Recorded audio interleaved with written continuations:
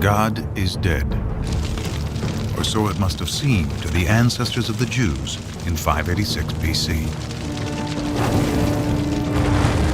Jerusalem and the temple to their God are in flames. The nation of Israel, founded by King David, is wiped out. It would have seemed to have been the end, but it was rather the beginning. For out of the crucible of destruction emerges a sacred book, the Bible, and an idea that will change the world, the belief in one God. This is a new idea. It was an idea that nobody had ever had before.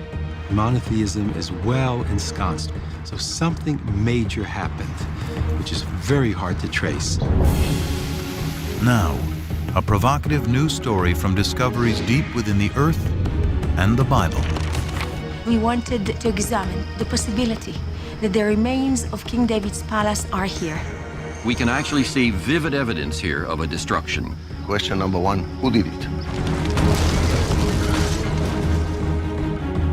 An archaeological detective story puzzles together clues to the mystery of who wrote the Bible, when, and why. And it was very clear it was some kind of a tiny scroll. I immediately saw very clear, very distinct letters. This is the ancestor of the Hebrew script. And from out of the earth emerge thousands of idols that suggest God had a wife. We just found this exceptional clay figurine showing a fertility goddess. Powerful evidence sheds new light on how one people, alone among ancient cultures, finally turned their back on idol worship to find their one God. This makes the God of ancient Israel the universal God of the world that resonates with people, at least in Jewish, Christian, and Muslim tradition to this very day.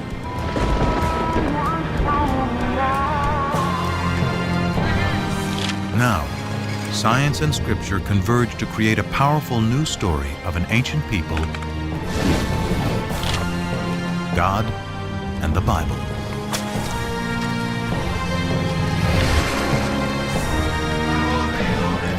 Up next on Nova, the Bible's buried secrets.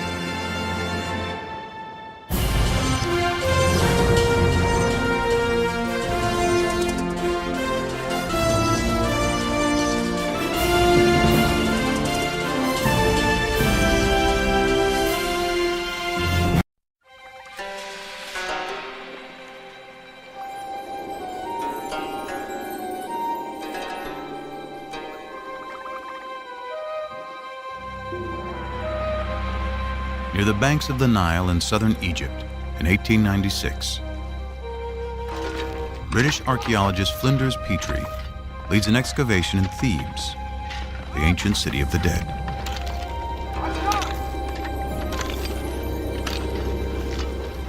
Here he unearths one of the most important discoveries in biblical archaeology.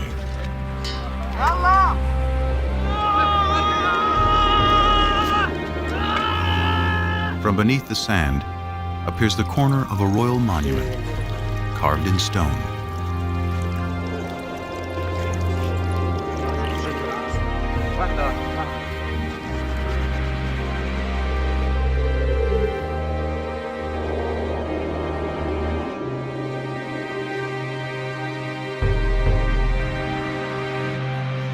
Dedicated in honor of Pharaoh Merneptah, son of Ramses the Great, it became known as the Merneptah Stela. Today, it is in the Cairo Museum. This stela is what the Egyptians would have called a triumph stela, a victory stela, commemorating victory over foreign peoples. Most of the hieroglyphic inscription celebrates Merneptah's triumph over Libya, his enemy to the west. But almost as an afterthought, he mentions his conquest of people to the east in just 2 lines. The text reads, Ashkelon has been brought captive, Gezer has been taken captive, Yanoam in the North Jordan Valley has been seized, Israel has been shorn. Its seed no longer exists. History proves the Pharaoh's confident boast to be wrong. Rather than marking their annihilation, Merneptah's stela announces the entrance onto the world stage of a people named Israel. This is priceless evidence for the presence of an ethnical group called Israel in the central highlands of southern Canaan. The well-established Egyptian chronology gives the date as 1208 BC.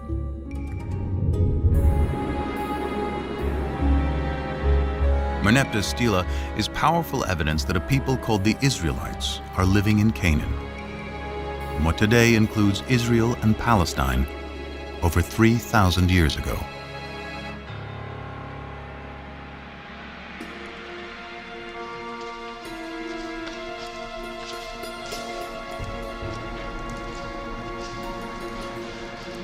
The ancient Israelites are best known through familiar stories that chronicle their history. Abraham and Isaac, Moses and the Ten Commandments, David and Goliath,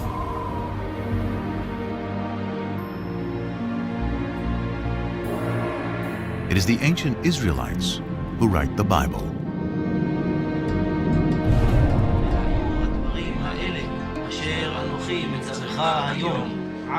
Through writing the Hebrew Bible, the beliefs of the ancient Israelites survived to become Judaism, one of the world's oldest continuously practiced religions.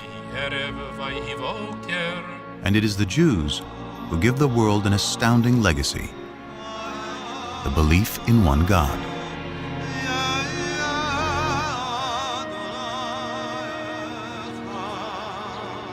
This belief will become the foundation of two other great monotheistic religions: Christianity and Islam.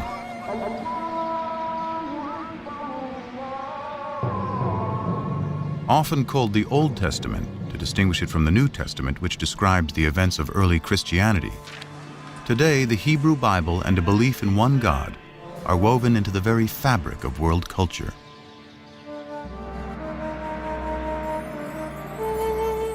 But in ancient times, all people, from the Egyptians to the Greeks to the Babylonians, worshiped many gods, usually in the form of idols.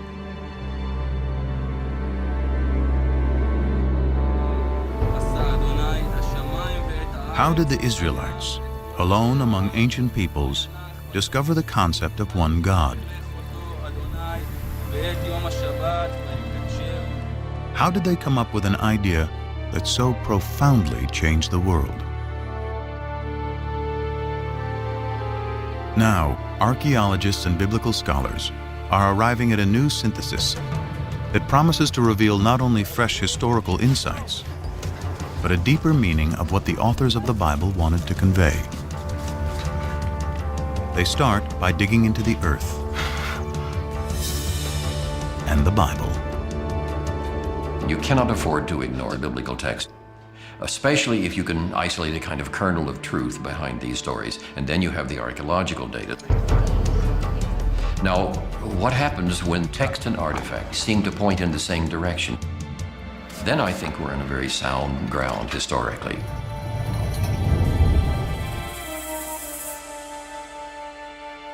Scholars search for intersections between science and scripture. The earliest is the victory stela of the Egyptian pharaoh Merneptah from 1208 BC. Both the stela and the Bible place a people called the Israelites in the hill country of Canaan, which includes modern-day Israel and Palestine. It is here, between two of history's greatest empires, that Israel's story will unfold.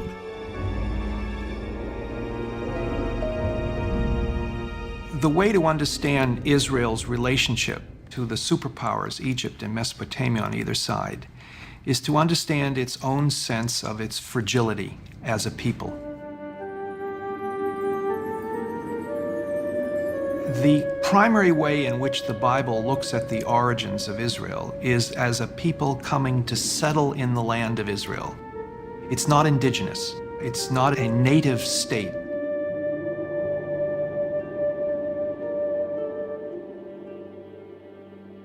The Hebrew Bible is full of stories of Israel's origins. The first is Abraham, who leaves Mesopotamia with his family and journeys to the Promised Land, Canaan. The Lord said to Abraham, "Go forth from your native land and from your father's house to the land that I will show you. I will make of you a great nation, and I will bless you. I will make your name great." Genesis 12, 1 and 2. According to the Bible, this promise establishes the covenant, a sacred contract between God and Abraham. To mark the covenant, Abraham and all males are circumcised. His descendants will be God's chosen people. They will be fruitful, multiply, and inhabit all the land between Egypt and Mesopotamia.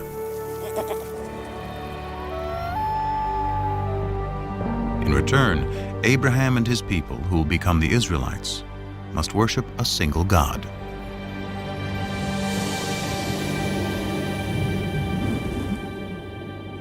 This is a new idea. It was an idea that nobody had ever had before. God, in our sense, doesn't exist before Abraham.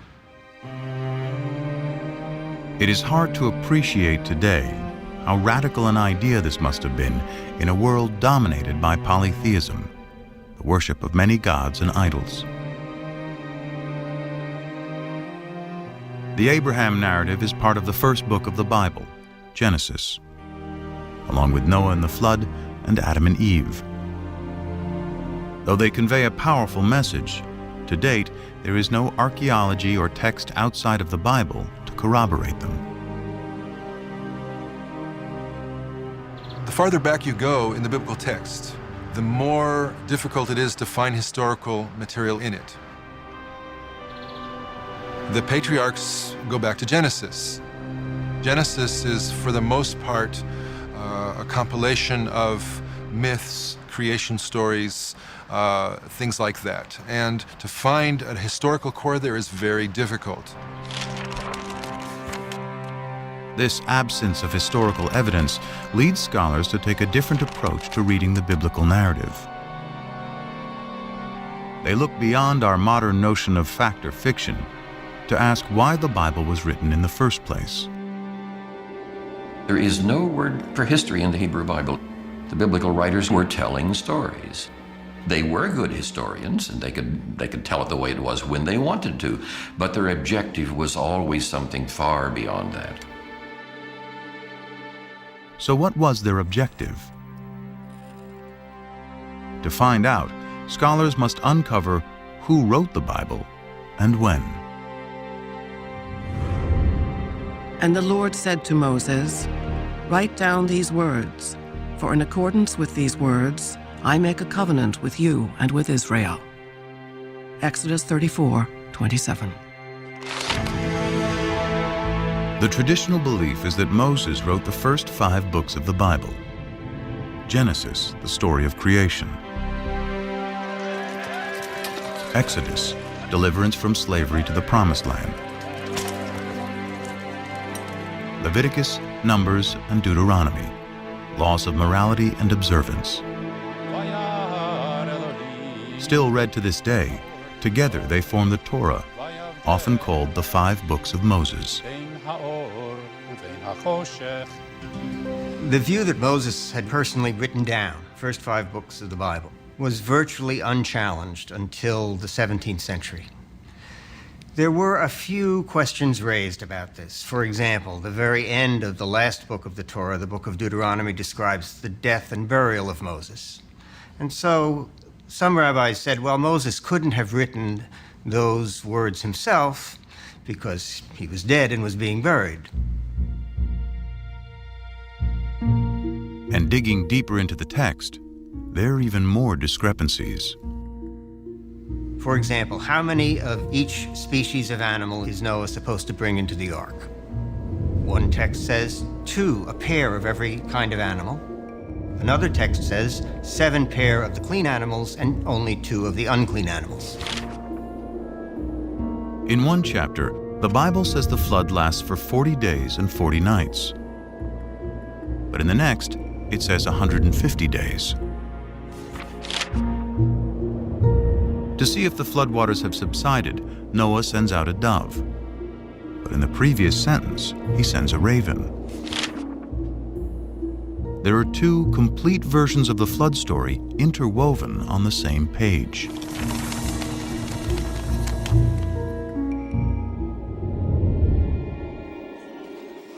Many similar discrepancies throughout its pages suggest that the Bible has more than one writer. In fact, within the first 5 books of the Bible, scholars have identified the hand of at least 4 different groups of scribes, writing over several hundred years. This theory is called the documentary hypothesis. One way of thinking about it is as a kind of anthology that was made over the course of many centuries by different people, adding to it, subtracting from it, and so forth. But when did the process of writing the Bible begin?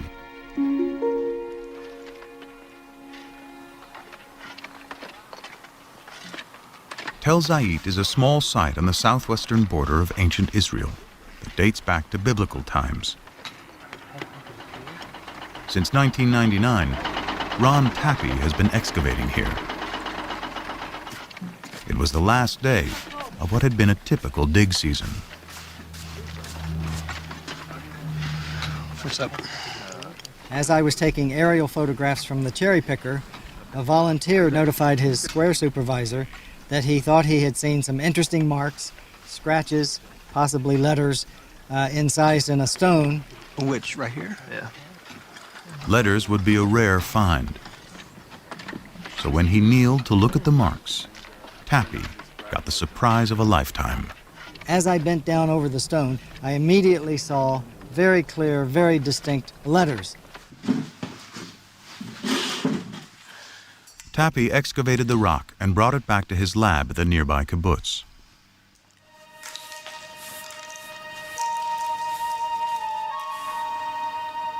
It was only then that he realized he had more than a simple inscription. Aleph, Beit, Gimel, Dalet. I realized that this inscription represented an abecedery, that is to say, not a text narrative, but the letters of the Semitic alphabet written out in their correct order. Nun, and then Pei and Ayin are difficult to read, but they're out here. This ancient script is an early form of the Hebrew alphabet. What was found was not a random scratching of 2 or 3 letters. It was the full alphabet. Everything about it says that this is the ancestor of the Hebrew script.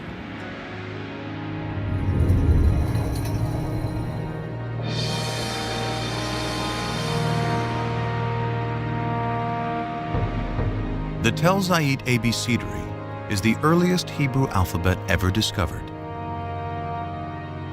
It dates to about 1000 BC, making it possible that writing the Hebrew Bible could have already started by this time.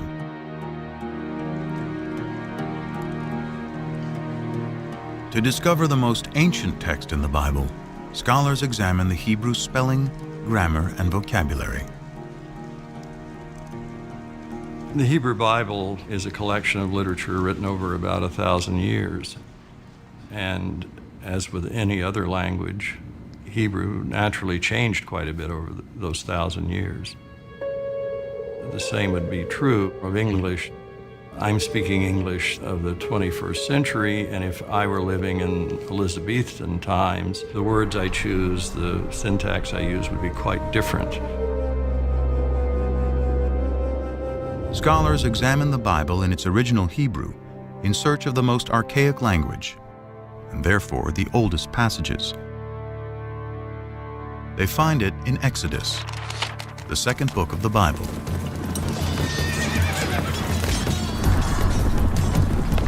Pharaoh's chariots and his army he cast into the sea. His picked officers are drowned in the Red Sea.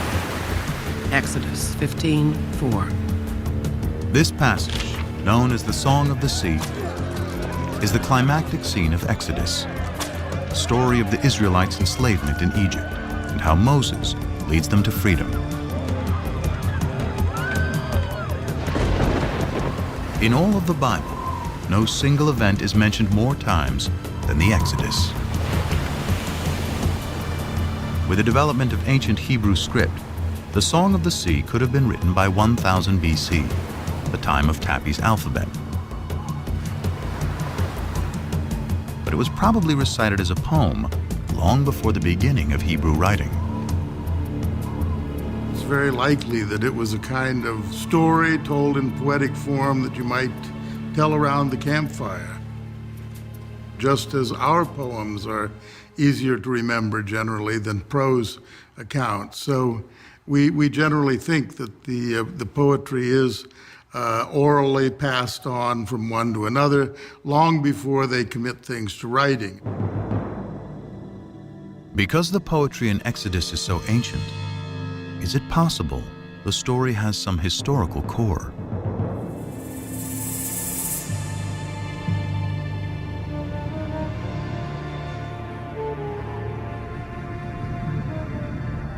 Here in the eastern Nile Delta of Egypt, in a surreal landscape of fallen monuments and tumbled masonry, archaeologists have uncovered a lost city.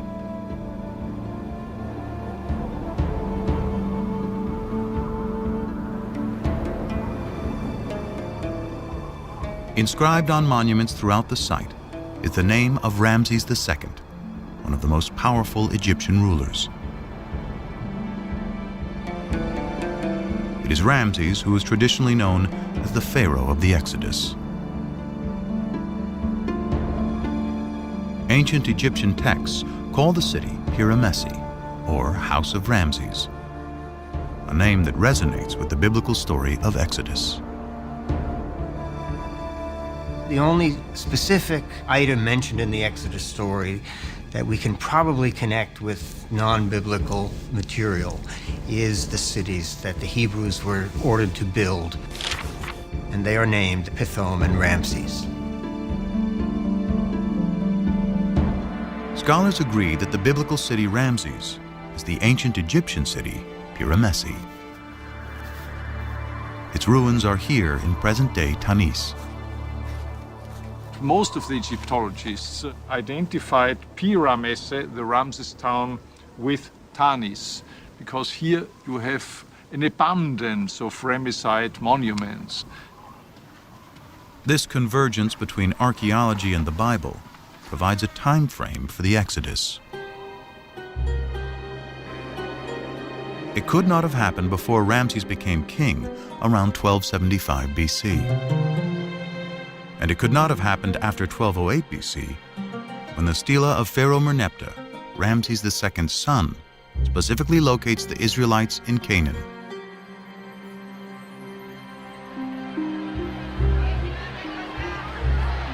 The Bible says the Israelites leave Egypt in a mass migration, 600,000 men and their families,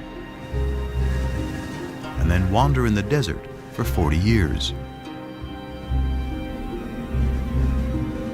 But even assuming the Bible is exaggerating, in 100 years of searching, archaeologists have not yet found evidence of migration that can be linked to the Exodus.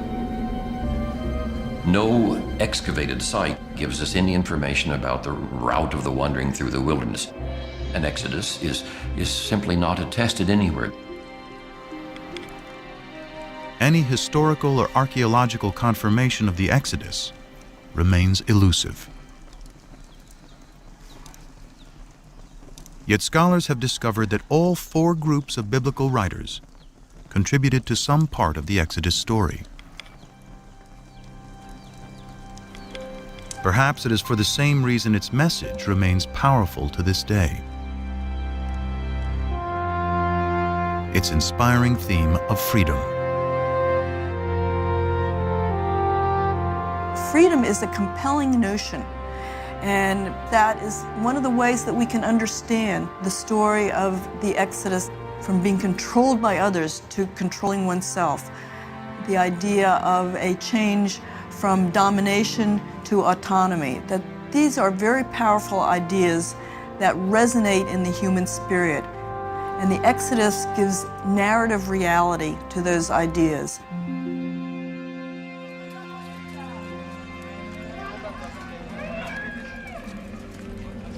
Following the Exodus, the Bible says God finally delivers the Israelites to the promised land, Canaan.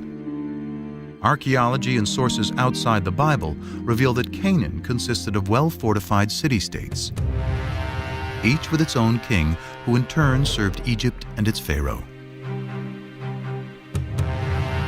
The Canaanites, a thriving Near Eastern culture for thousands of years, worshipped many gods in the form of idols.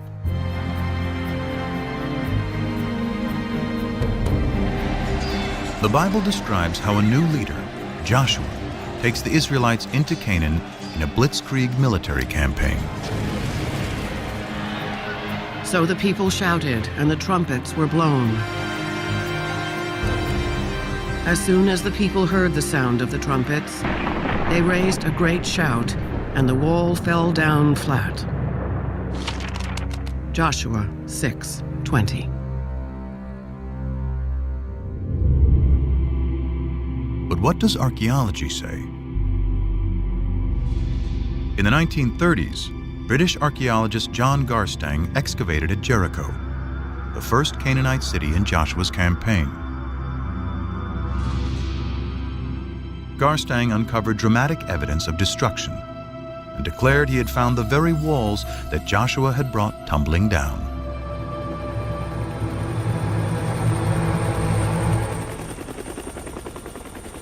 And at what the Bible describes as the greatest of all Canaanite cities, Hatzor, there is more evidence of destruction.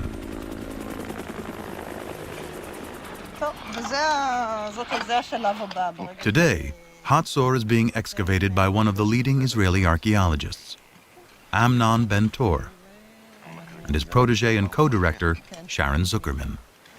I'm walking through a passage between two of the rooms of the Canaanite palace of the kings of Hatzor. Signs of the destruction you can still see almost everywhere. You can see the dark stones here, and most important, you can see how they cracked into a million pieces. It takes tremendous heat to cause such damage. The fire here was, how shall I say, the mother of all fire. Among the ashes, Ben-Tor discovered a desecrated statue, most likely the king or patron god of Hatzor. Its head and hands are cut off, apparently by the city's conquerors. This marked the end of Canaanite Hatzor. Question number one, who did it? Who was around? Who is a possible candidate? So number one, the Egyptians. They don't mention having done anything at Hatzor. In any of the inscriptions of the time, we don't see Hatzor. Another Canaanite city-state could have done it? Maybe, but who was strong enough to do it? Who are we left with? The Israelites. The only ones about whom there is a tradition that they did it. So, let's say they should be considered guilty of destruction of Hatzor until proven innocent.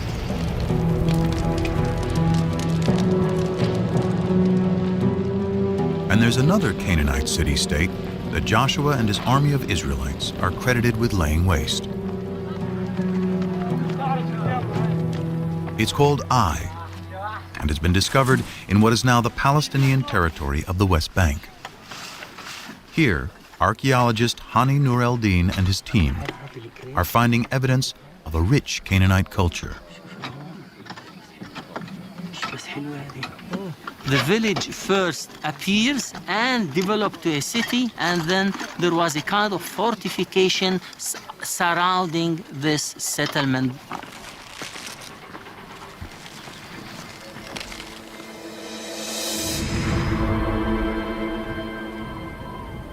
These heaps of stones were once a magnificent palace and temples, which were eventually destroyed. But when the archaeologists date the destruction, they discover it occurred about 2200 BC. They date the destruction of Jericho to 1500 BC, and Hatzor's to about 1250 BC. Clearly, these city-states were not destroyed at the same time. They range over nearly 1,000 years. In fact, of the 31 sites the Bible says that Joshua conquered, few showed any signs of war. There was no evidence of armed conflict in most of these sites. At the same time, it was discovered that most of the large Canaanite towns that were supposed to have been destroyed by these Israelites were either not destroyed at all or destroyed by others. A single sweeping military invasion led by Joshua cannot account for how the Israelites arrived in Canaan.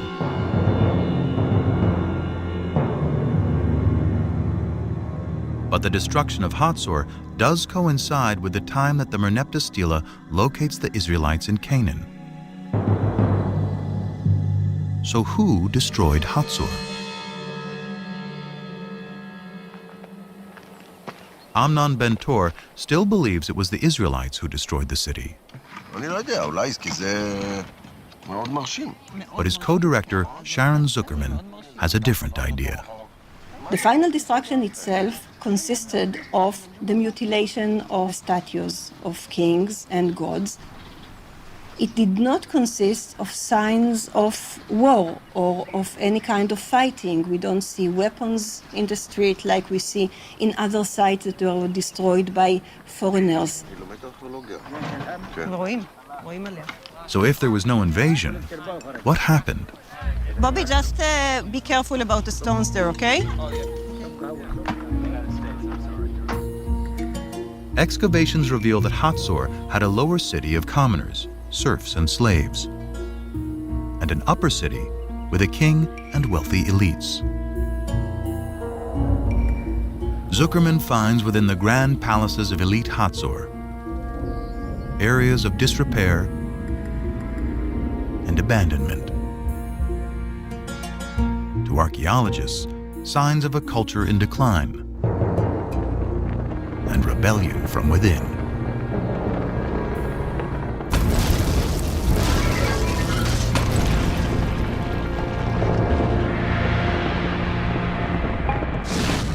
I would not rule out the possibility of an internal revolt of Canaanites living at Hatzor and revolting against the elites that ruled the city.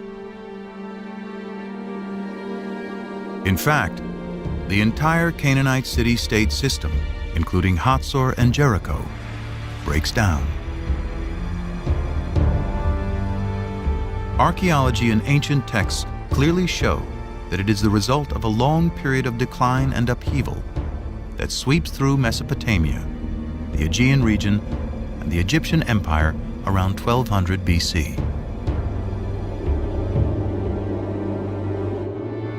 And when the dust, as it were, settles, when we can begin to see what takes the place of this great state system, we find a number of new peoples suddenly coming into focus in a kind of void that is created with the dissolution of the great state system.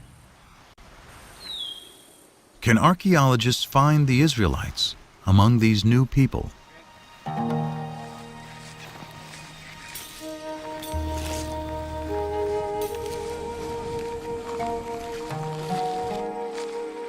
In the 1970s, archaeologists started wide-ranging surveys throughout the central hill country of Canaan. Today, primarily the Palestinian territory of the West Bank.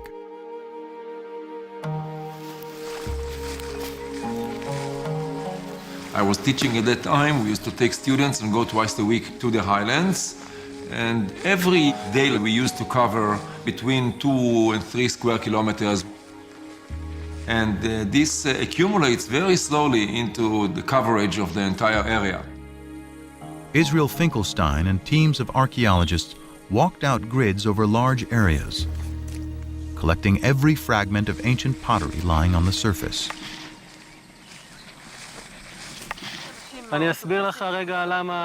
Over 7 years, he covered nearly 400 square miles, sorting pottery and marking the locations of where it was found on a map. In the beginning, the spots were there on the map and they meant nothing to me. But later, slowly, I started seeing sort of phenomena and processes.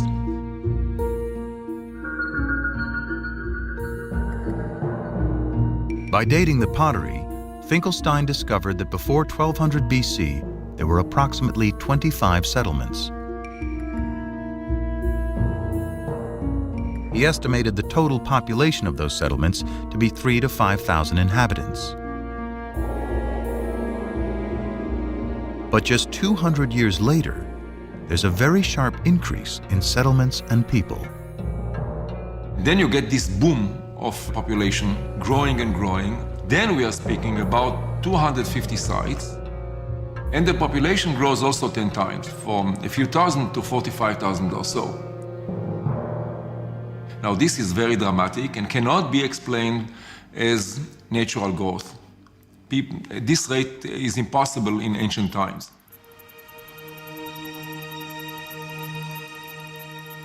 If not natural growth, perhaps these are the waves of dispersed people settling down following the collapse of the great state systems.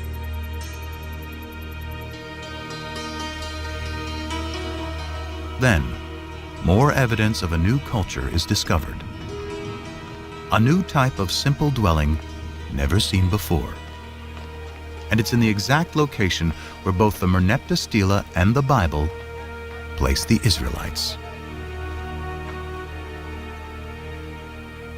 The sites in which this type of house appears throughout the country, this is where Israelites lived.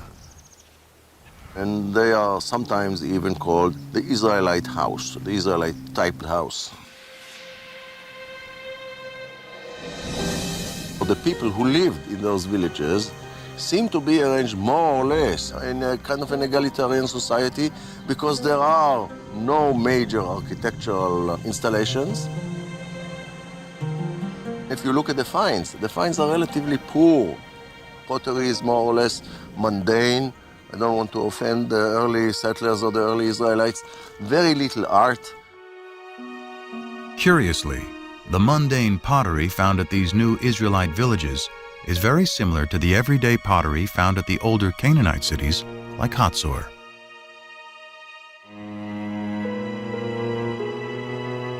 In fact, the Israelite house is practically the only thing that is different.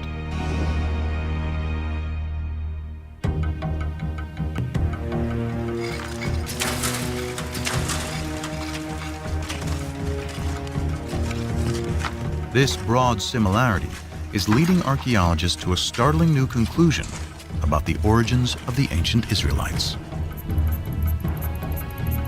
The notion is that most of the early Israelites were originally Canaanites, displaced Canaanites. The Israelites were always in the land of Israel.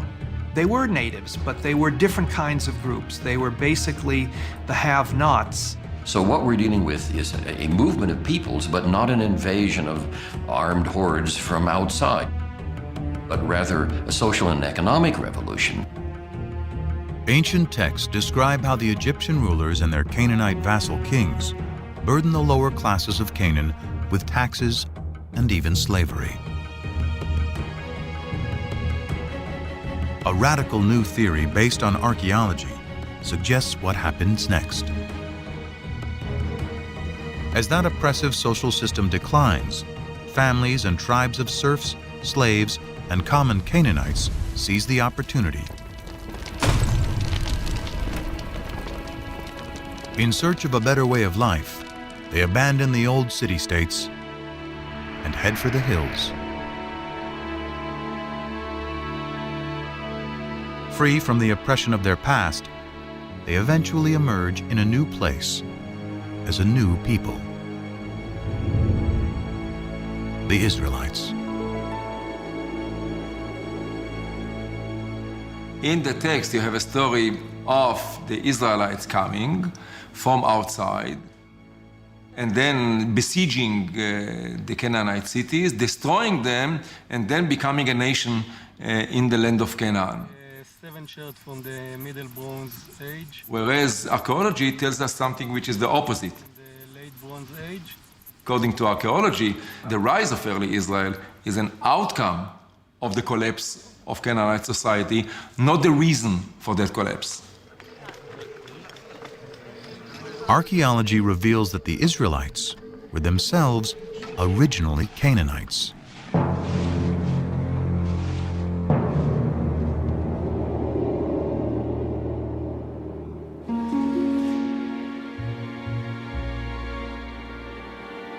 So why does the Bible consistently cast the Israelites as outsiders in Canaan?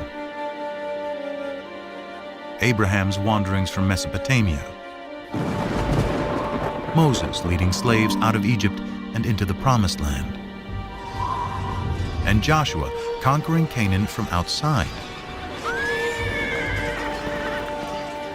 The answer may lie in their desire to forge a distinctly new identity. Identity is created, as psychologists tell us, by talking about what you are not, by talking about another. In order to figure out who I am, I have to figure out who I am not. Conspicuously absent from Israelite villages are the grand palaces and the extravagant pottery associated with the kings and rich elites of Canaan. The Israelites did not like the Canaanite system, and they defined themselves in contrast to that system. So by not using decorated pottery, by not using important pottery, they developed an ideology of simplicity, which marked the difference between them and the Egyptian Canaanite system. If the Israelites wanted to distinguish themselves from their Canaanite past, what better way than to create a story about destroying them?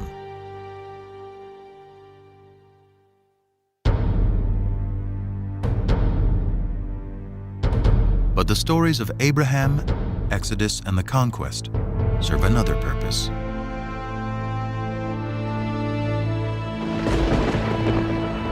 They celebrate the power of what the Bible says is the foremost distinction between the Israelites and all other people: their God. In later Judaism, the name of God is considered so sacred it is never to be spoken. We don't know exactly what it means.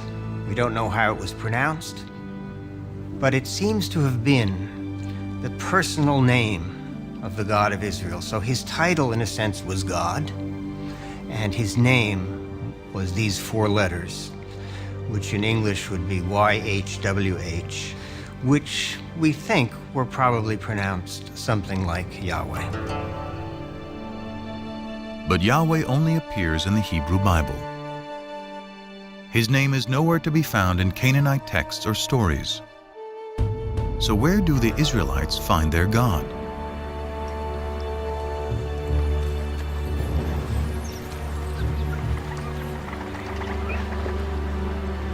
The search for the origins of Yahweh leads scholars back to ancient Egypt.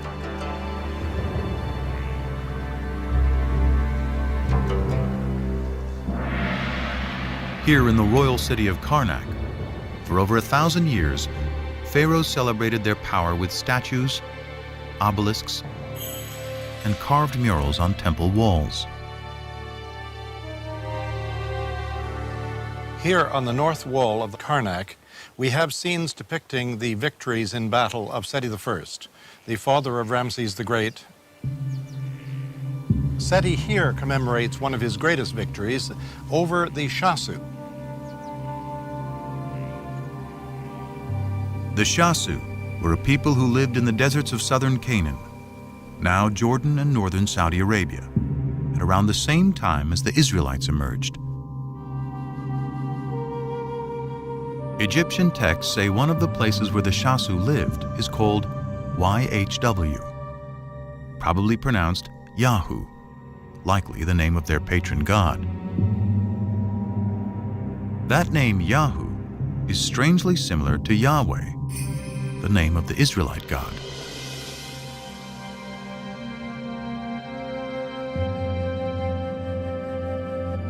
In the Bible, the place where the Shasu lived is referred to as Midian.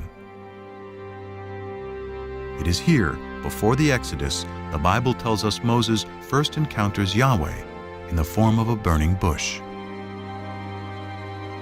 Come no closer.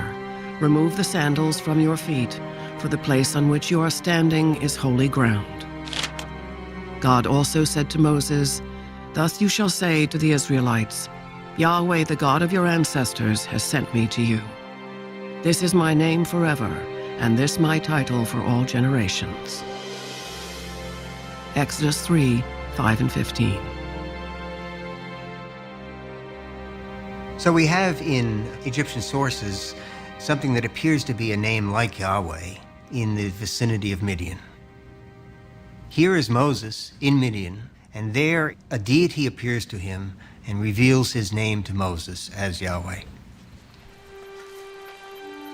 These tantalizing connections are leading biblical scholars to re-examine the Exodus story.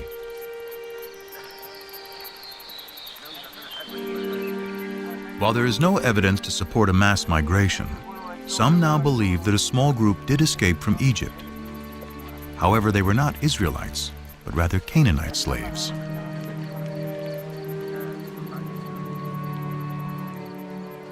On their journey back to Canaan, they pass through Midian, where they are inspired by stories of the Shasu's god, Yahu. There was probably a group of people who fled from Egypt and had some divine experience. It was probably a small group demographically, but it was important, at least in ideology.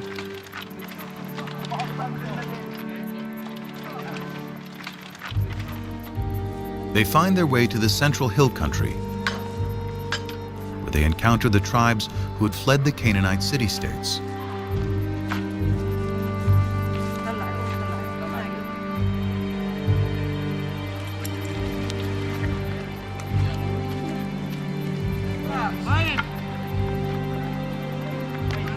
Their story of deliverance resonates in this emerging egalitarian society.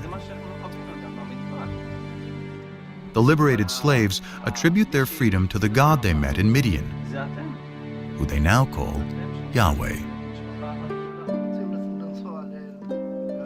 They spread the word to the highlanders, who themselves perhaps had escaped from the tyranny of the Canaanite city-states.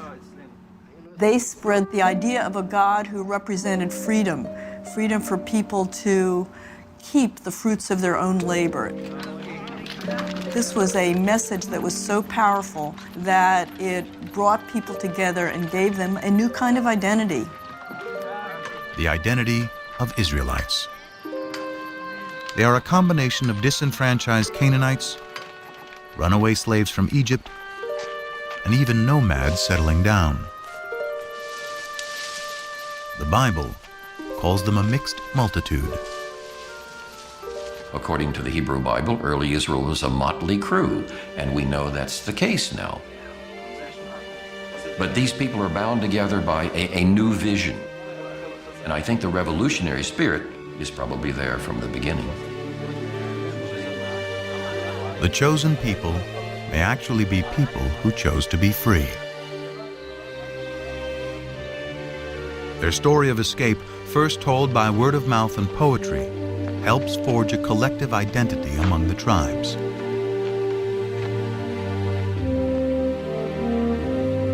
Later, when written down, it will become a central theme of the Bible. Exodus and divine deliverance. Deliverance by a God who comes from Midian, exactly where the Bible says. Adopted by the Israelites to represent their exodus from slavery to freedom.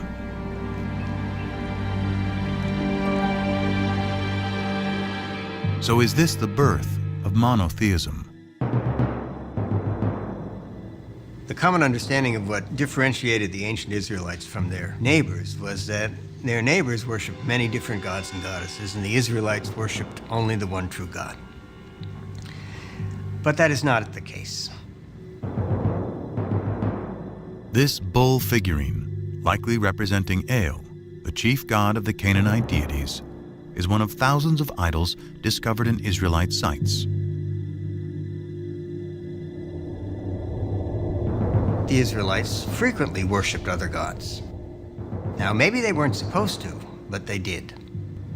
So at least on a practical level, many, if not most, Israelites were not monotheists. The Bible's ideal of the Israelite worship of one God will have to wait.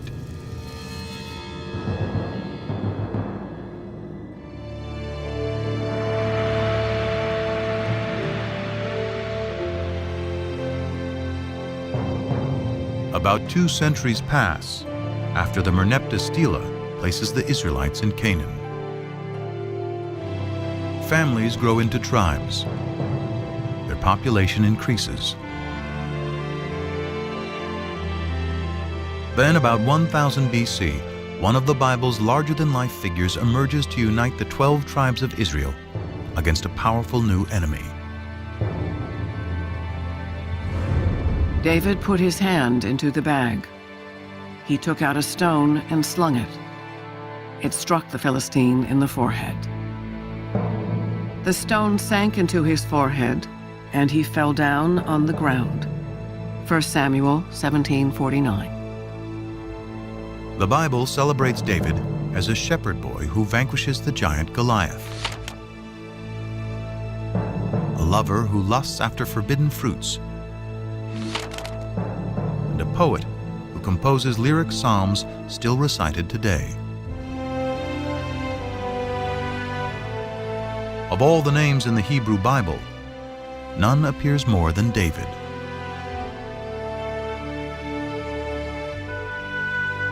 Scriptures say David creates a kingdom that stretches from Egypt to Mesopotamia. He makes Jerusalem his royal capital. And in a new covenant, Yahweh promises that he and his descendants will rule forever.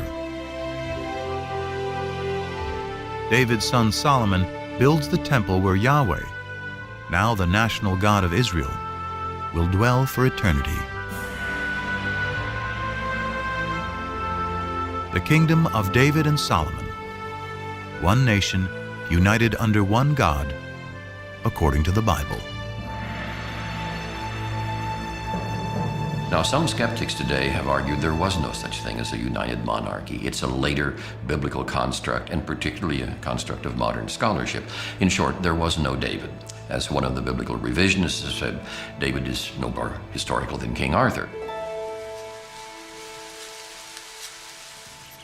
But then, in 1993, an amazing discovery literally shed new light on what the Bible calls ancient Israel's greatest king. Gila Cook was finishing up some survey work with an assistant at Tel Dan, a biblical site in the far north of Israel today. The excavation was headed by the eminent Israeli archaeologist Avraham Biran. It was near the end of the day, and Cook was getting her last measurements when she hears a yell from below. And it was Biran in his booming voice yelling, "Gila, let's go." And so I waved to him, hold it, and continued working. Okay.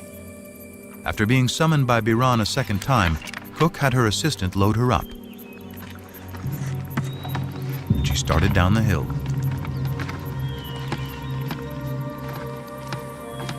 So I get there and I just dropped my bag and dropped the board and I set my stuff down. But something catches her eye. A stone with what appeared to be random scratches, but was actually an ancient inscription. This time, she yelled for Biran. And he looks at it and he looks at me and he says, "Oh my God." Cook had found a fragment of a victory stela written in Aramaic, an ancient language very similar to Hebrew. Dedicated by the king of Damascus, or one of his generals, it celebrates the conquest of Israel, boasting, "I slew mighty kings who harnessed thousands of chariots and thousands of horsemen. I killed the king of the house of David."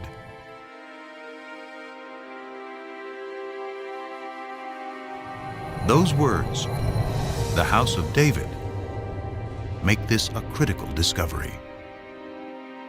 They are strong evidence that David really lived.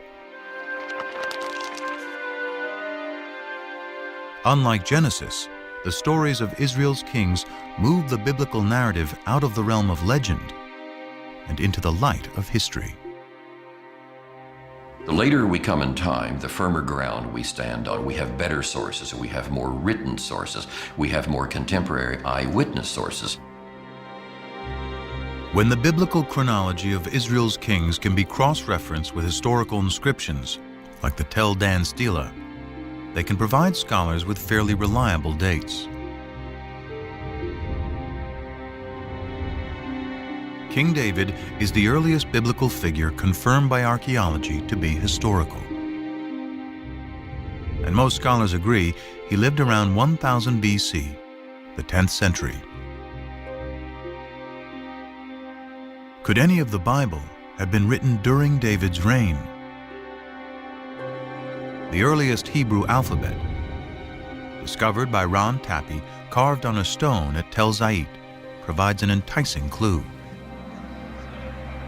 Off this wall here. The stone was incised with this alphabet.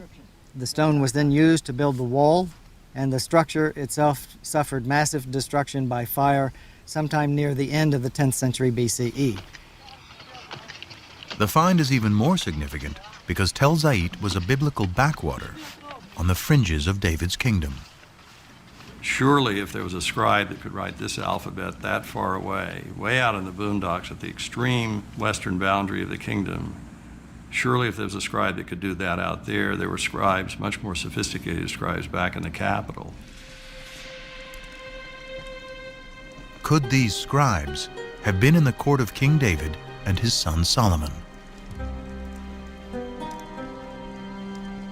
Could they have been the earliest biblical writers?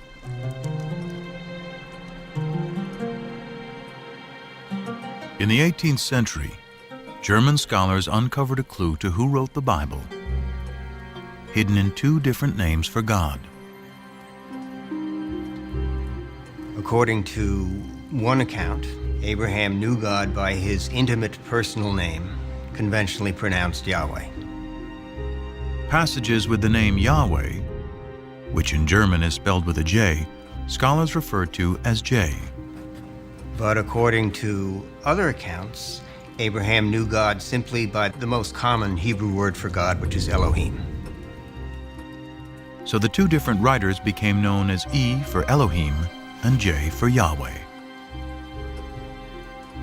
Most likely based on poetry and songs passed down for generations, they both write a version of Israel's distant past.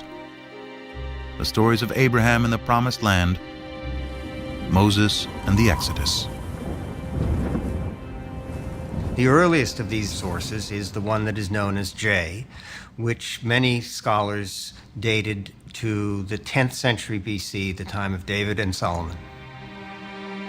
And because the backdrop for J's version of events is the area around Jerusalem, it's likely he lived there, perhaps in the royal courts of David and Solomon.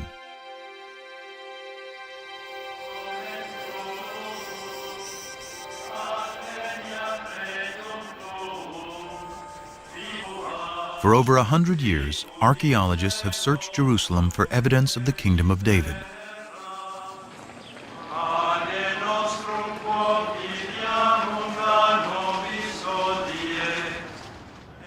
But excavating here is contentious because Jerusalem is sacred to today's three monotheistic religions: For Christians, Jesus comes in his final week to worship at the Jerusalem temple. He's crucified, he's buried, he's resurrected in the city of Jerusalem.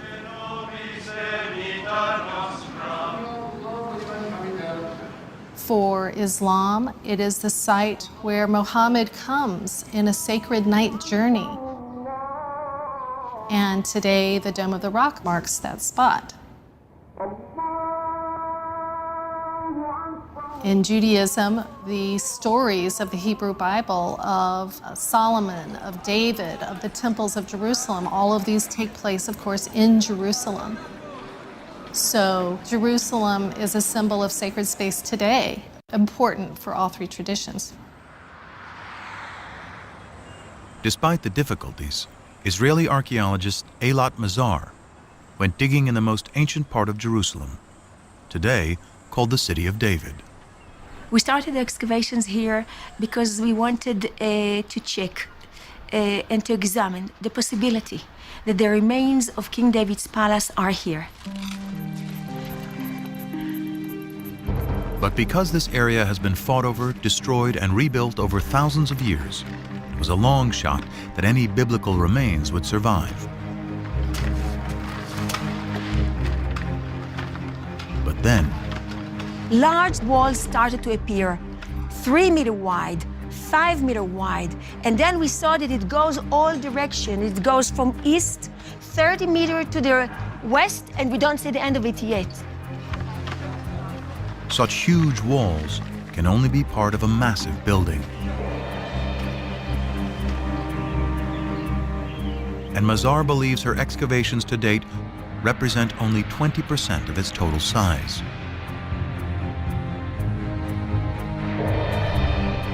Such a huge structure shows centralization and capability of construction.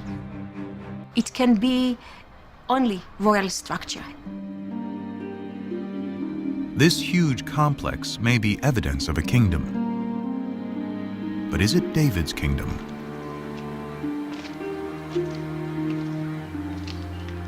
For these walls to be David's palace, it would have to date to his lifetime, around 1000 BC.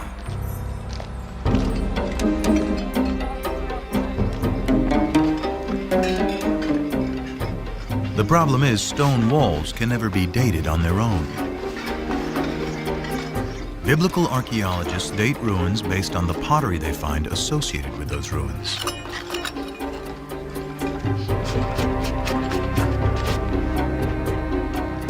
Pottery dating is based on two ideas. Pottery styles evolve uniformly over time. And the further down you dig, the further back in time you go. If pottery style A comes from the lowest stratum, then it is earlier than pottery style B that comes from the stratum above it. By analyzing pottery from well-stratified sites, excavators are able to create what they call a relative chronology. But this chronology is floating in time without any fixed dates.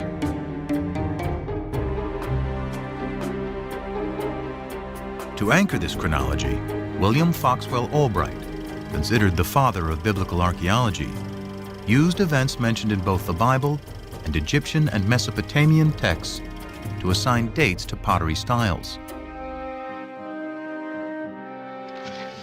Albright's chronology, slightly modified, is what Mazar uses to date her massive building, and what most archaeologists use today.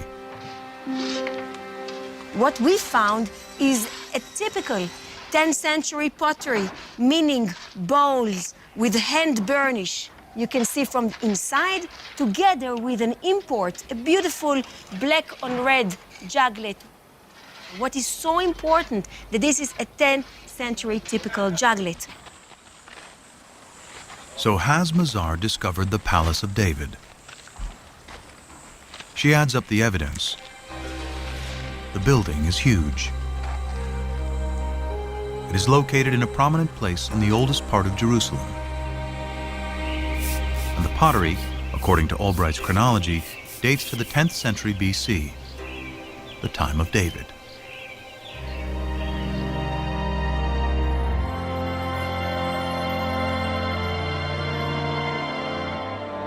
Mazar believes she has indeed found the Palace of David.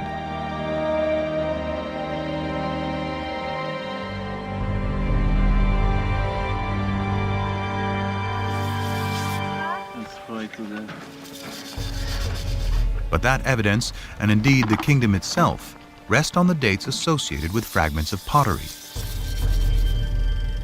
And some critics argue the system for dating that pottery relies too heavily on the Bible. Archaeologists in the past did not rely too heavily on the Bible. They relied only on the Bible. We have a problem in dating. How do you date in archaeology? You need an anchor from outside. Today, there is a more scientific method to anchor pottery to firm dates: radiocarbon dating. It is a specialty of Elisabetta Boretto of the Weizmann Institute. The first step is, of course, in the field, which relates the sample, the material like olive pits or seeds or charcoal to the archaeological context. If an olive seed is found at the same layer as a piece of pottery, the carbon in the seed can be used to date the pottery. When the seed dies, its radioactive carbon-14 decays into stable carbon-12 at a consistent rate over time. By measuring the ratio of carbon-14 to carbon-12, Boretto can determine the age of the olive seed, which in turn can be used to date the pottery.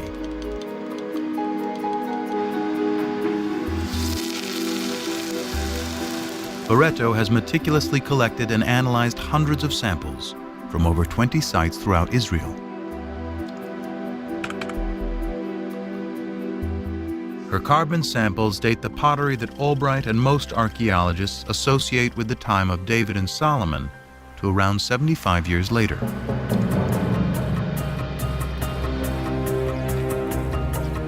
For events so long ago, this may seem like a trivial difference. But if Boretto is right, Mazar's Palace of David and Tappy's ancient Hebrew alphabet have to be redated. This places them in the time of the lesser-known kings Omri, Ahab, and his despised wife Jezebel, all worshippers of the Canaanite god Baal.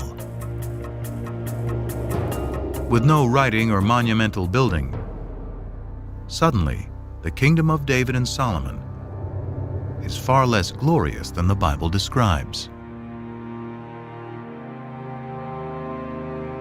So David and Solomon did not rule over a big territory.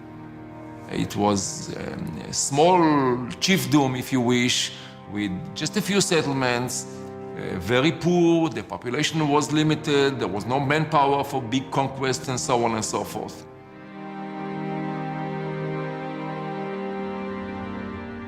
This would make David a petty warlord ruling over a chiefdom, and his royal capital Jerusalem nothing more than a cow town. These are the results of the radiocarbon dating. He or she who decide to ignore these results, I treat them as if arguing that the world is flat, that the earth is flat, and I cannot argue anymore. But it's not so simple. Other teams collected radiocarbon samples following the same meticulous methodology. According to their results, Mazar's Palace and Tappy's alphabet can date to the 10th century, the time of David and Solomon. How can this discrepancy be explained? The problem is that these radiocarbon dates have a margin of error of plus or minus 30 years, about the difference between the two sides. Pottery and radiocarbon dating alone cannot determine if the kingdom of David and Solomon was as large and prosperous as described in the Bible.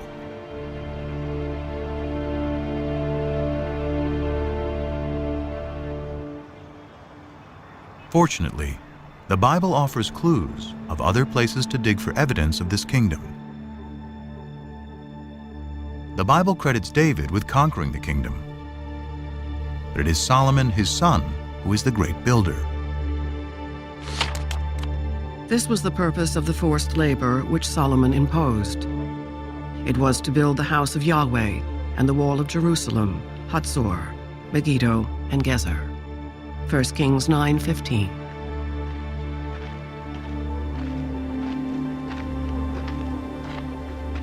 Here in Hatzor, Amnon Ben-Tor, director of excavations, believes this may be evidence of Solomon's building campaign.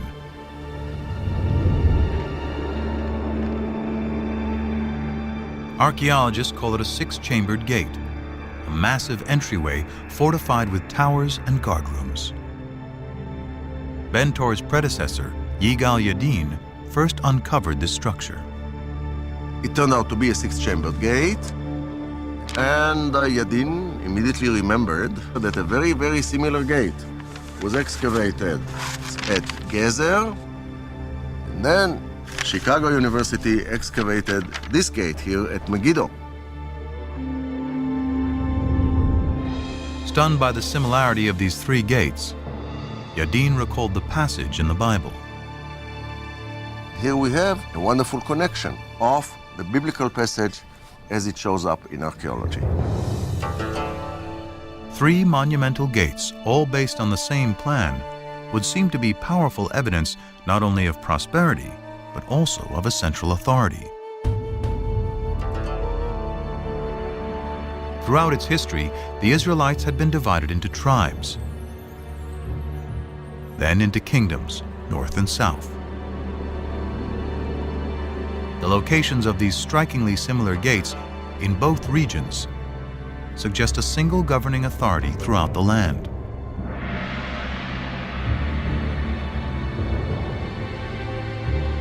But how can we be sure this is the kingdom of David and Solomon?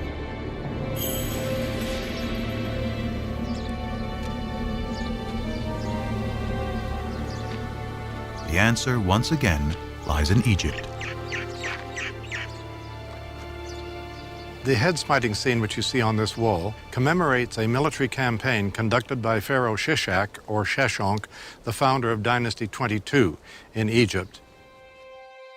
The Egyptian pharaoh Shishak invades Israel, an event the Bible reports and specifically dates to 5 years after Solomon's death, during the reign of his son Rehoboam. In the 5th year of King Rehoboam, King Shishak of Egypt marched against Jerusalem and carried off the treasures of the house of Yahweh and the treasures of the royal palace. He carried off everything. 1 Kings 14:25 and 26.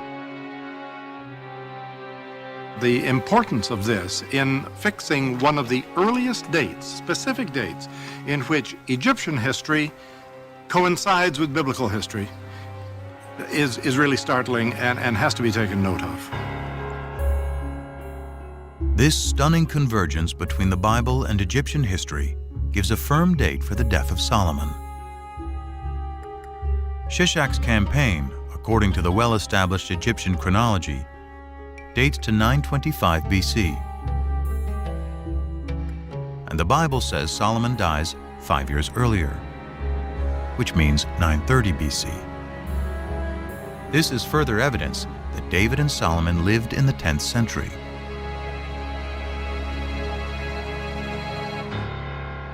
But there's even more hidden in these walls. These ovals, with their depictions of bound captives and city walls, represent places Pharaoh Shishak conquered in Israel.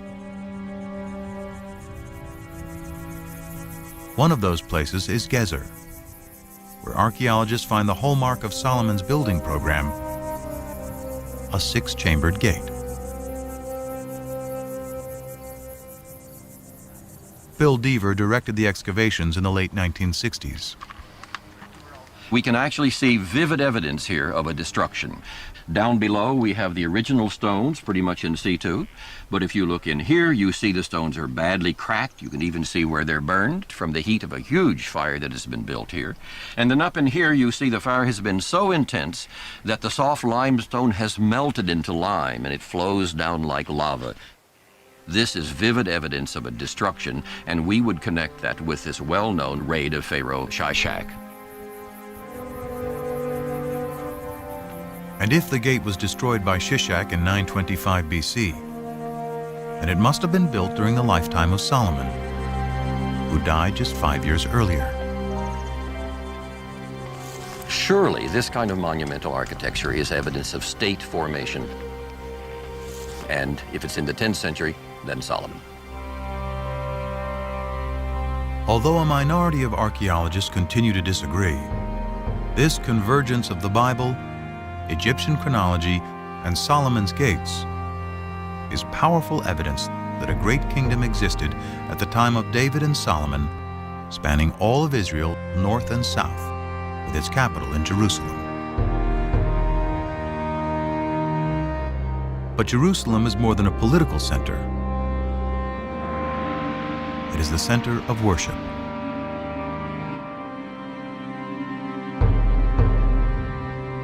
The magic of Jerusalem is the magic of the temple. One temple for the one God. The result is that Jerusalem and the temple emerge as powerful symbols not just of the oneness of God, but also of the oneness of the Jewish people. The worship of the ancient Israelites bears little resemblance to Judaism today. It centered around the temple, built by David's son Solomon, and seen as Yahweh's earthly dwelling.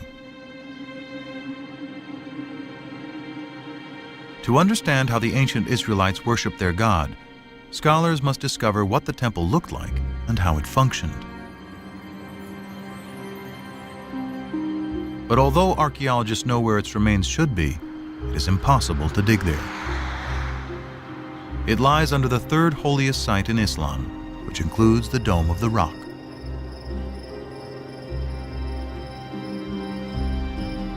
Not a stone of Solomon's temple has ever been excavated. But the Bible offers a remarkably detailed description. The house which King Solomon built for Yahweh was 60 cubits long, 20 cubits wide, and 30 cubits high.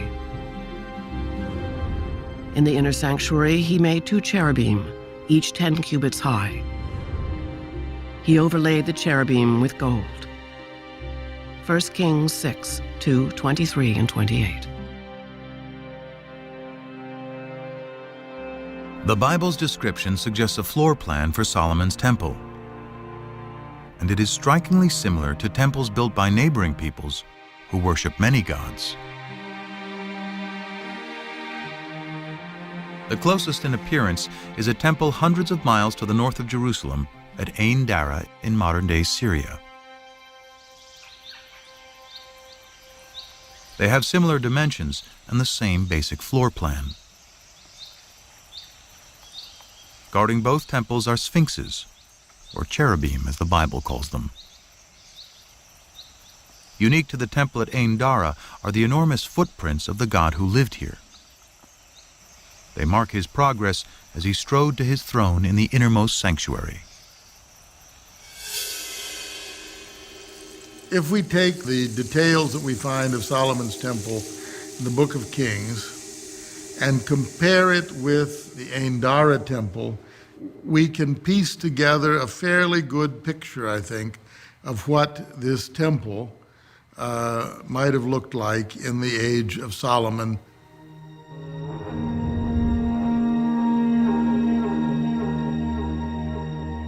Now it is possible to reconstruct with some confidence how Solomon's temple may have looked and how the ancient Israelites worshiped their God.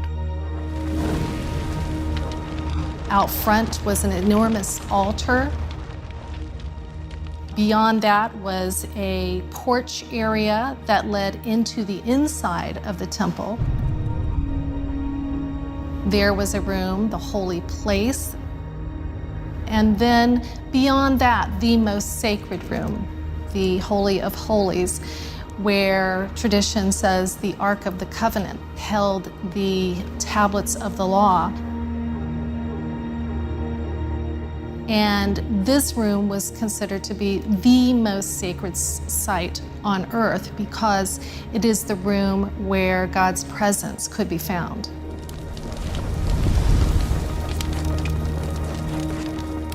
And the ancient Israelites believed their God demanded a very specific form of worship.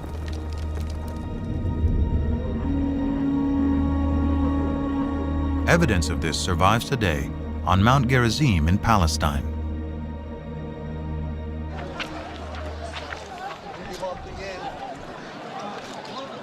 The Samaritans who live here claim direct descent from the ancient tribes of Israel. According to their tradition, for over 2,500 years, they have been practicing the ancient Israelite form of worship: animal sacrifice.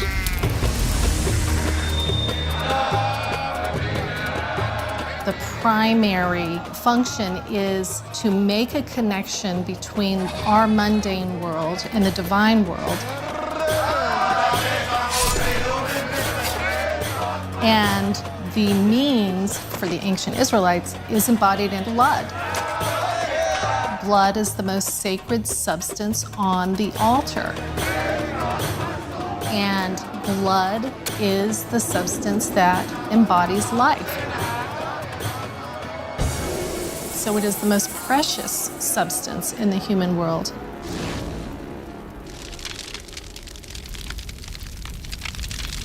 But while the priests were offering sacrifice to Yahweh in the temple, many Israelites were not as loyal.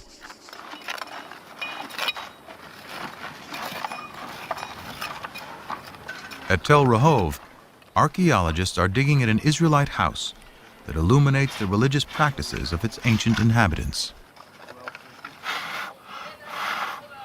Well, we just found this beautiful, exceptional clay figurine showing a goddess, a fertility goddess, that was worshipped here in Israel. Here, in this case, she's shown holding a baby. Who is this fertility goddess? And what is a pagan idol doing in an Israelite home? Dramatic evidence as to her possible identity first surfaced in 1968. Bill Deaver was carrying out salvage excavations in tombs in southern Israel when a local brought him an inscription that had been robbed from one of them. When I got home and brushed it off, I thought I was going to have a heart attack. Executed in clear 8th century script. It's a tomb inscription. And it just gives the name of the deceased, and it says, "Blessed may X be by Yahweh." That's good biblical Hebrew. But it says by Yahweh and his Asherah. And Asherah is the name of the old Canaanite mother goddess. More inscriptions associating Yahweh and Asherah have been discovered, and thousands of figurines unearthed throughout Israel. Many scholars believe this is the face of Asherah. Deaver concludes God had a wife. Even hundreds of years after the Israelites rise from their Canaanite pagan roots, monotheism has still not completely taken hold. This is awkward for some people, the notion that Israelite religion was not exclusively monotheistic, but we know now that it wasn't.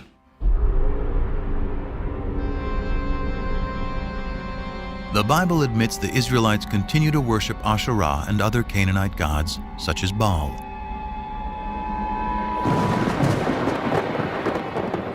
In fact, the prophets, holy men speaking in the name of God, consistently rail against breaking the covenant made with Moses to worship only Yahweh. The more I called them, the more they went from me.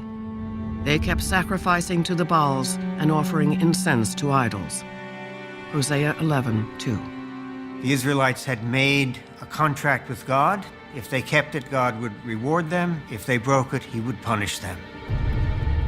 He would punish them by using foreign powers as his instruments. Events seemed to fulfill the prophet's dire predictions. Soon after Solomon's death, the 10 northern tribes rebel and form the northern kingdom of Israel. Then a powerful new enemy storms out of Mesopotamia to create the largest empire the Near East had ever known, the Assyrians. The Assyrians were the overpowering military force, and Israel and Judah, the two states that the Bible talks about as the states making up the people Israel, fell under the sway of the Assyrian juggernaut. Numerous Assyrian texts and reliefs vividly document their domination of Israel and Judah.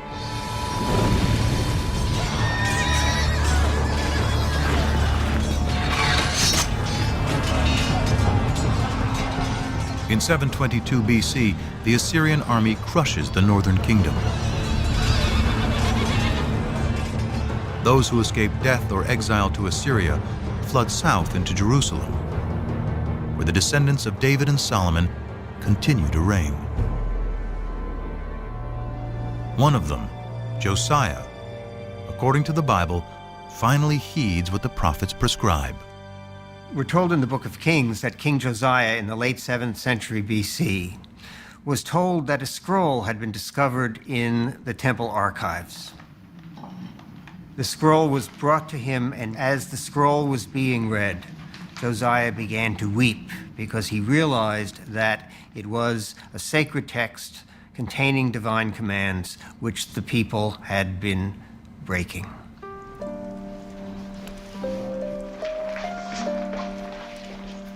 Scholars believe that the lost scroll is part of the 5th book of the Torah, Deuteronomy, a detailed code of laws and observance. It inspires another group of scribes in the 7th century BC, whom scholars call the D-writers.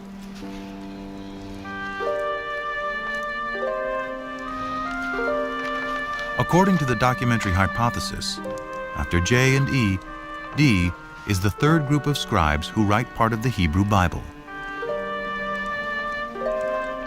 D retells the Exodus story and reaffirms the covenant Moses made between God and the Israelite people. You should love the Lord your God because he has loved you. He has loved you more than any other nation.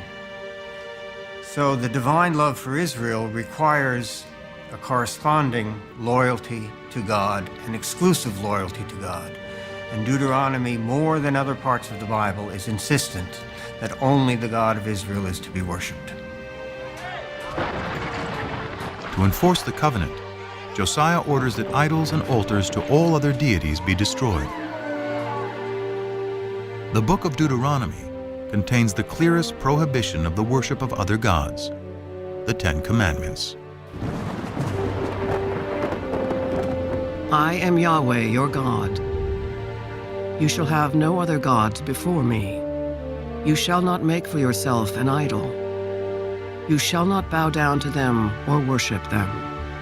Deuteronomy 5, 6-9. The 10 Commandments appears in 2 books of the Bible, in Deuteronomy and in Exodus. It is not only a contract with Yahweh, it is also a code of conduct between people. The revelation of the 10 Commandments is an ethical revelation. And that's where the idea of justice comes in, because that's the most important thing about the way in which we treat one another. We will not kill him, we will not steal from him, and we will not lie about him. We will abide by the commandments. The commandments, as God himself repeatedly says through the later prophets, are already written on the hearts of human beings. By associating the belief in one God with moral behavior, the 10 Commandments establishes a code of morality and justice for all, the ideal of Western civilization. Despite Josiah's reforms, the ancient Israelites continued to worship other gods. Their acceptance of one God and the triumph of monotheism begins with a series of events vividly attested through archaeology, ancient texts, and the Bible.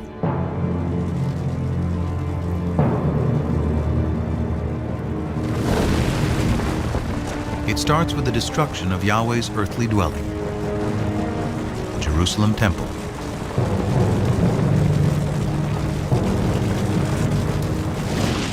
In 586 BC, after defeating the Assyrians, a new Mesopotamian empire invades Israel. The Babylonians ransack the temple and systematically burn the sacred city.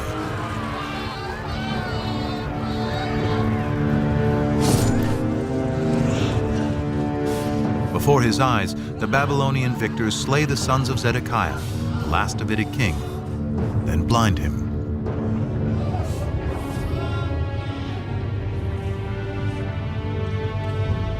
The covenant, the promise made by Yahweh to his chosen people and to David, that his dynasty would rule eternally in Jerusalem, is broken.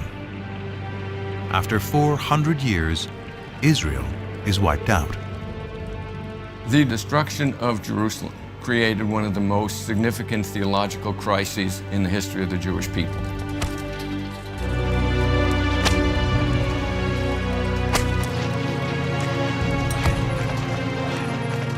The Babylonians round up the Israelite priests, prophets, and scribes and drag them in chains to Babylon. Babylonian records confirm the presence of Israelites, including the king, in exile. In every age of disbelief, one is inclined to think God is dead. And surely those who survived the fall of Jerusalem must have thought so. After all, how could God allow his temple, his house, the visible sign of his presence among his people, to be destroyed? Without temple, king, or land, how can the Israelites survive?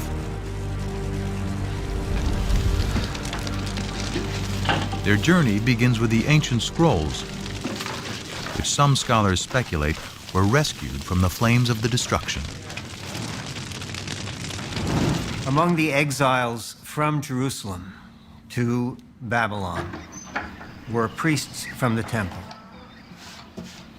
And they seem to have brought with them their sacred documents, their sacred traditions.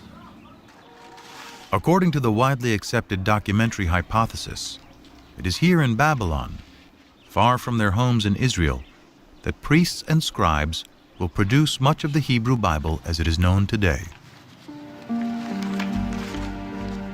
Scholars refer to these writers as P, or the priestly source.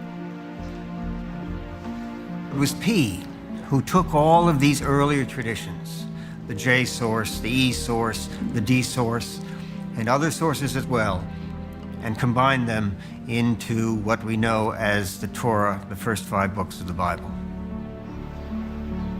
But more than just compiling, P edits and writes a version of Israel's distant past, including the Abraham story, that provides a way for the Israelites to remain a people and maintain their covenant with God.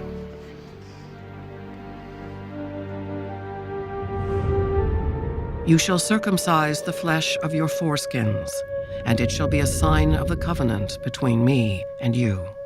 Genesis 17:11. When Genesis 17 attributes a covenantal value to circumcision, it is not really talking about Abraham. It is really talking about the exiles of the 6th century BCE, who, far from their native home, were desperately trying to find a way to reaffirm their difference. Therefore, they began to look at circumcision as not simply another practice, but rather as the marker of the covenant, and they attributed this view back to Abraham. To the exiles, the Babylonians are the new Canaanites, the idol-worshipping, uncircumcised peoples from whom they must remain apart.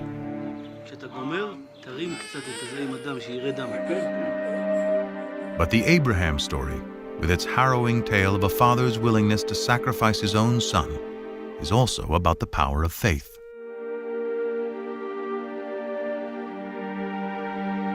It is no coincidence that the exiled P scribes place Abraham's origins in Ur, just down the river from Babylon. Perhaps with the same faith as Abraham had, so too will the exiles be returned to the Promised Land. One of the pervasive themes in the Torah is the theme of exile and return. Abraham goes down to Egypt and comes out of Egypt. The Israelites go to Egypt and get out. For the exiles in Babylon in the 6th century BC, that theme must have resonated very powerfully. God, who had acted on their behalf in the past, would presumably do so again. But the Israelites still have a problem. How, in a foreign land, without the temple and sacrifice, can they redeem themselves in the eyes of Yahweh? To assure that divine protection, the P tradition emphasizes observances such as the Sabbath observance. You don't need to be in the land of Israel to keep the Sabbath. And we have allusions in the biblical writings, in the prophets, to the fact that the exiles also learned to pray in groups in what was to become the forerunner of the synagogue. Shema Yisrael, Adonai Eloheinu, Adonai Echad. It is during this period, through the exile, that the exiles realized that even far away from their homeland, without a temple, without the priesthood, without kings, they're still able to worship God, be loyal to God, and to follow God's commandments. This is the foundation of Judaism. The experience of the exile transforms ancient Israelite cult into a modern religion. By compiling the stories of their past, originally written by the scribes J, E, and D, the Exodus from slavery to freedom, Moses and the Ten Commandments, Abraham's journey to the Promised Land, P creates what we know today as the first 5 books of the Bible.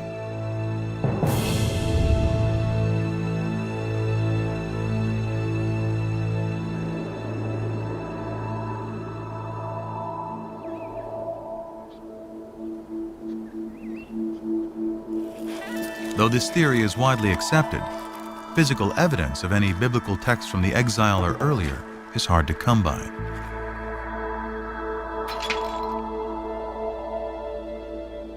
The most celebrated surviving biblical texts are the Dead Sea Scrolls. First discovered by accident in 1947, the scrolls represent nearly all 39 books of the Hebrew Bible, at least in fragments.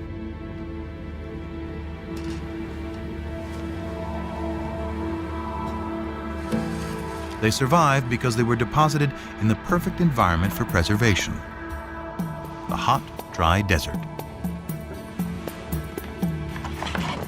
Archaeologists suspect there were at least hundreds more scrolls throughout Israel. But because they were written on papyrus or animal skins, they have long since decomposed. Even though the earliest of the Dead Sea Scrolls date to the 3rd and 2nd centuries BC, that doesn't mean that they're the first copies or examples of this work that were ever written. It means that they already stand in a line of tradition that had been established by the time the scrolls were written.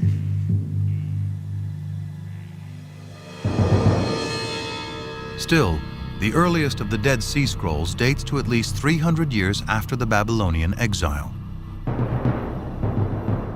In the absence of proof of earlier text, some scholars claim the entire Bible is pious fiction, and even doubt whether Israel and the Israelites ever existed.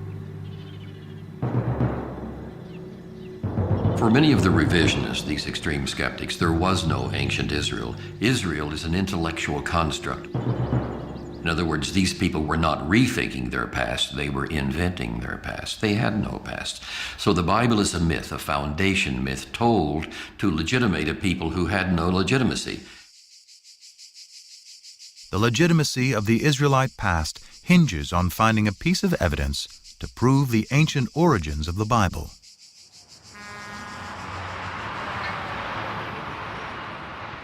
What would be the discovery of a lifetime starts outside the walls of Jerusalem in an old cemetery. We came here and excavated 7 of these burial caves. The burial caves date back to the 7th century BC, somewhere around the time of King Josiah. But the caves were found looted, so we didn't anticipate too much.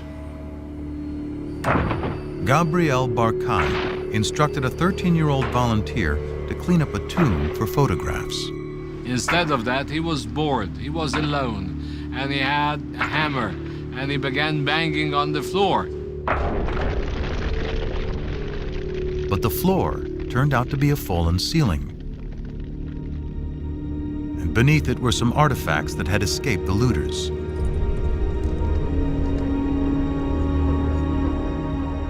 Among the hundreds of grave goods, one artifact stood out. It looked like a cigarette butt. It was cylindrical, about 1 inch in size, about ½ an inch in diameter, and it was very clear it is made of silver. It was some kind of a tiny scroll. A second, slightly smaller scroll was also found, and both were taken to the labs at the Israel Museum. But unraveling the scrolls to see if they contain a readable inscription could risk destroying them completely. Andy Vaughn was one of the epigraphers on the project. Archaeology is basically a destructive science. In order to learn anything, you have to destroy what's there. Gabriel Barkai and his team had to make a decision.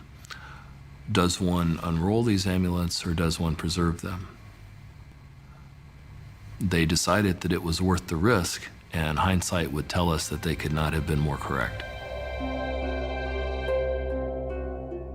Through painstaking conservation, technicians devised a special method for unrolling the scrolls and revealing their contents. I went over there and I was amazed to see the whole thing full of very delicately scratched, very shallow characters. The first word that I could decipher already on the spot was Yud Hey Vav Hey, which is the 4-lettered, unpronounceable name of God. Further investigation revealed more text and a surprisingly familiar prayer, still said in synagogues and churches to this day. May the Lord bless you and keep you. May the Lord make his face to shine upon you and be gracious to you. May the Lord lift up his countenance upon you and give you peace. Numbers 6:24-26.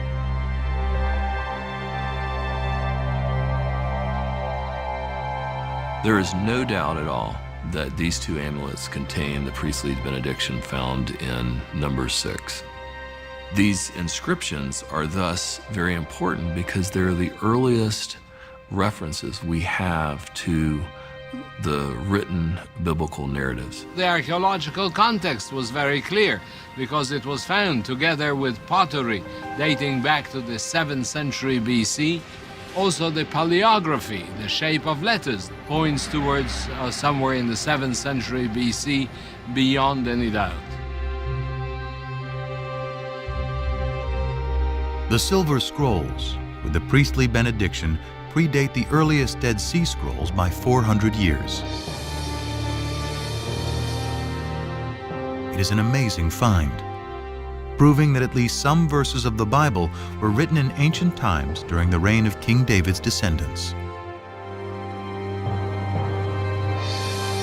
By giving us text from before the Babylonian exile, the Silver Scrolls confirm that the Hebrew Bible is created from poetry, oral traditions, and prayers that go back to the time of Josiah's D writer, and likely beyond to writers E and J.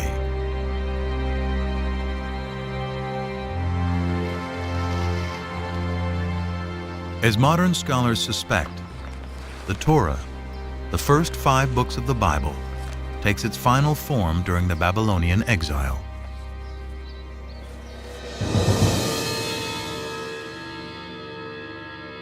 But dwarfed by the mighty temples and giant statues of Babylonian gods, the Israelites must also confront the fundamental question: why did their God, Yahweh, forsake them? In the ancient world, if your country was destroyed by another country, it meant that their gods were more powerful than your God. And the natural thing to do was to worship the more powerful God. But the survivors continued to worship Yahweh and struggled to understand how this could have happened. They resort first to a standard form of explanation, which is found elsewhere in the ancient Near East. We must have done something wrong to incur the wrath of our God. It's out of this that comes the reflection that polytheism was our downfall. There is, after all, only one God. The Israelites abandon the folly of polytheism. Monotheism triumphs, and the archaeological evidence proves it. Before the destruction of the first temple, wherever we dig, in whatever part of the Judean country, we find sanctuaries, and more often we find hundreds and thousands of figurines, even in Jerusalem itself. But after the destruction, there are none. We are speaking about 1,000 in before, and nothing, completely nothing at all after. Monotheism is well ensconced, firmly ensconced. So something major happened, which is very hard to trace. But that was a searing experience, the time of the exile. Through the experience of the exile and writing the Bible, the concept of God, as it is known today, is born. In a way, P created something that was much greater, because it was greater than any individual land or kingdom. It was a kind of a universal religion based on a creator God, not just a God of a single nation, but the God of the world, the God of the universe. This moves Yahweh into the realm of being a universal deity who has the power to affect what happens in the whole universe. This makes the God of ancient Israel the universal God of the world that resonates with people, at least in Jewish, Christian, and Muslim tradition to this very day.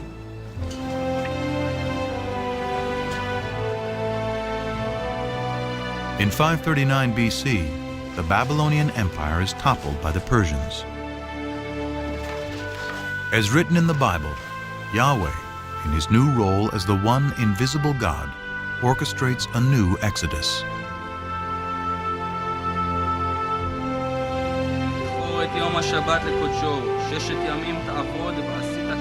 Among one group of returning exiles is the prophet Ezra. Back in Jerusalem, he gives a public reading of the newly written Torah to re-establish the covenant. All the people gathered together. They told the scribe Ezra to bring the book of the law of Moses, which the Lord had given to Israel.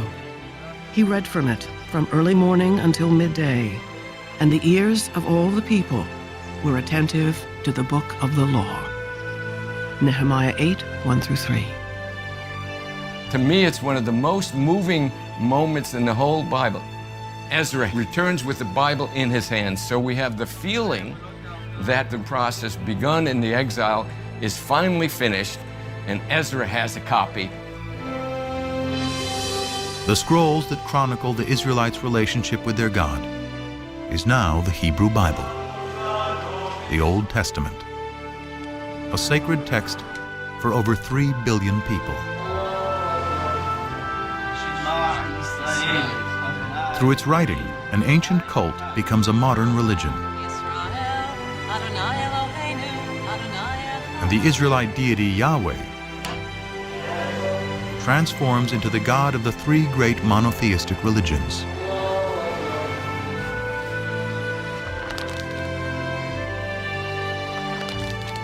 Through its teachings, the Bible established a code of morality and justice, aspirations that resonate through the ages.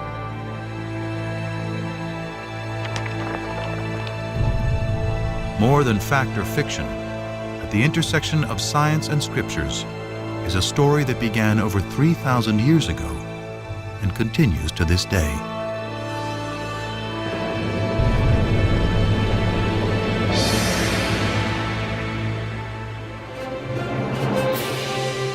On Nova's Bible's Buried Secrets website, share your thoughts on the program, ask questions of biblical scholars, explore a timeline of archaeology, and more.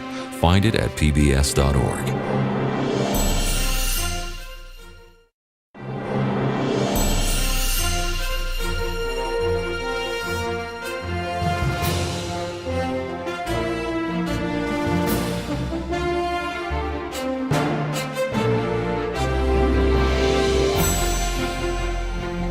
To order this Nova program for $24.95 plus shipping and handling, call WGBH Boston Video at 1-800-255-9424 or order online at shoppbs.org.